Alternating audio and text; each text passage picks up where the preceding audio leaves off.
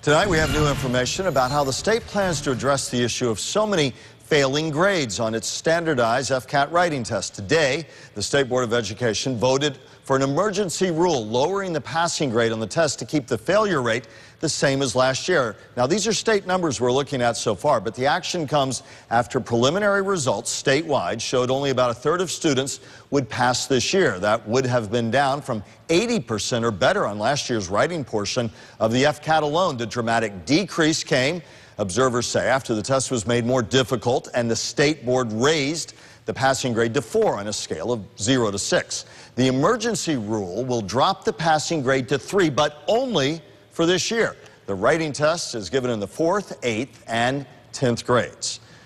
Many parents in our area are scratching their heads at the move by the State Board of Education. Now, keep in mind, again, local results set to roll out later this week. A lot of people not sure what to make of all of this or where we're headed next. News Channel 5's Marissa Bagg spoke with parents in Boca Raton this afternoon as they picked up their children from school.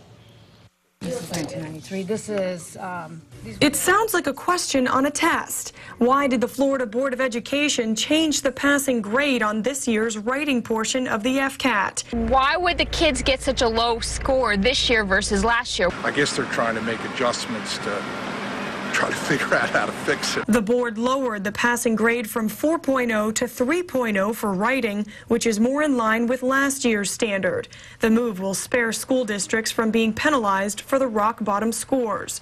Many parents don't think it's the right solution. They feel the test needs to be examined. I feel like they put too much emphasis on the FCAT, the test, and not what the skills the kid needs. Lynn University professor Denise Belafonte Young says lowering the standard isn't the way to go. She says, as it is, college freshmen need remedial help too often. The buck starts in these lower level grades to see, what kind of future students that we're going to have on the college level, because the writing, the punctuation, the spelling, we see it firsthand when they come into college. Second grade student Mia Sanders sums up how she feels taking the FCAT. I felt nervous. One State Board of Education commissioner admitted he did not explain the tougher grading guidelines for the test, guidelines that could have been too harsh. This lowered standard is only going to be in place for 1 year. The Florida Board of Education hopes that district officials will be better trained when it comes to the rigorous grading elements that are now in place, which hold an emphasis on spelling and grammar.